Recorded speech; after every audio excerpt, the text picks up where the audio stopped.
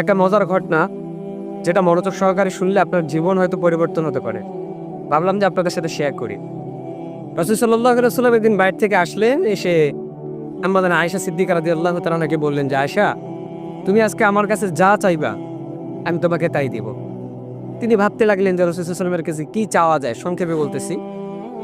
আবার এটাও ভাবতেছেন যে আমি না জানি এমন কিছু জিনিস চেয়ে বসি, এমন কোনো কিছু কথা বলি যাতে রাসূল সাল্লাল্লাহু আলাইহি ওয়াসাল্লাম কষ্ট পায়। তিনি বললেন যে, ইয়া রাসূলুল্লাহ, আমি কি কারো হেল্প নিতে পারি? বললেন যে, হ্যাঁ, নিতে পারো। আমাদের আয়েশা সিদ্দিকা রাদিয়াল্লাহু তাআলা আনহা অনুমতি নিয়ে বাবার কাছে চলে গেলেন, আবু বকর সিদ্দিক রাদিয়াল্লাহু তাআলা আনহুর কাছে। গিয়ে বললেন যে রাসূল সাল্লাল্লাহু আলাইহি ওয়াসাল্লামের কাছে কি এমন জিনিস চাওয়া যায় যেটা তিনি আমাকে দিতে চান এখনই। আবু বকর সিদ্দিক রাদিয়াল্লাহু তাআলা আনহু বললেন যে, তুমি আল্লাহর হাবিব সাল্লাল্লাহু আলাইহি ওয়াসাল্লামের কাছে এমন জিনিস চাও যে তিনি মেরাজের দিনে, মেরাজের রাতে আল্লাহ পাক রব্বুল আলামিনের কাছে যাওয়া আসার মধ্যে কি এমন জিনিস আল্লাহ পাক তাকে বলছিলেন যেটা এখনো পর্যন্ত কোনো মানুষ জানে না, তিনি কাউকে বলেন নাই, গোপন একটা কথা। চলে গেলেন রাসূল সাল্লাল্লাহু আলাইহি ওয়াসাল্লামের কাছে, দিয়ে বললেন যে, ইয়া রাসূলুল্লাহ, মেরাজের রাতের এমন একটা গোপন কথা আপনি আমাকে বলেন যেটা এখন পর্যন্ত আপনি কাউকে বলেন নাই। তো রাসূল সাল্লাল্লাহু আলাইহি ওয়াসাল্লাম মুস্কি হাসলেন এবং তিনি রসিকতা করলেন একটু আয়েশা সিদ্দিকা রাদিয়াল্লাহু তাআলা আনহার সাথে, যে তিনি বললেন যে, আমি যদি গোপন কথা তোমাকেই বলে দিলাম তাহলে গোপন আর গোপন থাকলো কই?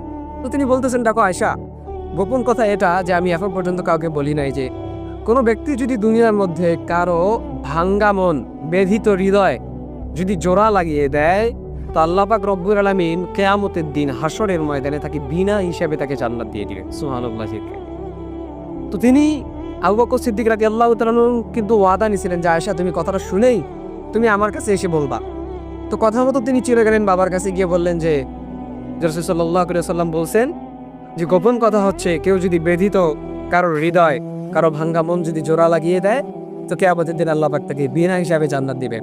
এই কথা শুনেই আবু বকর সিদ্দিক রাদিয়াল্লাহু তাআলা আনহু কান্না করতে শুরু করলেন।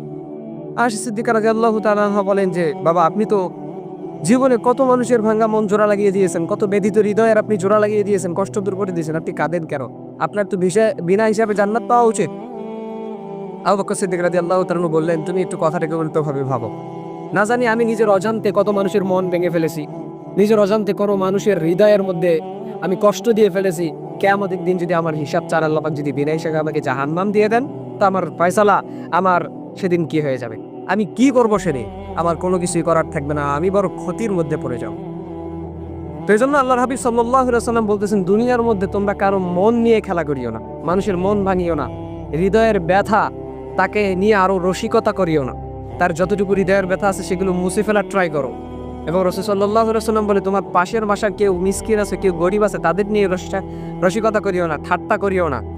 এবং এবং রাসূল সাল্লাল্লাহু আলাইহি ওয়াসাল্লাম বলেন যে, তোমরা তোমাদের যখন মাংস রান্না করো সেখানেও এক গ্লাস পানি বেশি করে দাও, যেন পাশের বাসার তুমি কাউকে খাওয়াইতে পারো, তাকেও এক টুকরা মাংস দিতে পারো। আর যদি তুমি সেটা করতে না চাও কিংবা সেটা না করো, তাহলে তুমি এমন সময় মাংস রান্না করো যে সময় তার বাচ্চা কাচ্চা সবাই ঘুমিয়ে থাকে, তারা ঘুমিয়ে থাকে, যেন তোমার মাংসের ঘ্রাণ যেন তাদের নাক পর্যন্ত না পৌঁছায়। সুতরাং মানুষের কষ্ট, রসিকতা, তাদের হৃদয় বিদারক ঘটনা, এগুলো বলে রসিকতা করিয়েন না, মানুষের মন ভাঙিয়েন না। এমন হতে পারে এই মন ভাঙার কারণে, হৃদয় ভাঙার কারণে কিয়ামতের দিন আল্লাহ আপনাকে নাউজুবিল্লাহ বিনা হিসাবে জাহান্নাম দিতে পারে।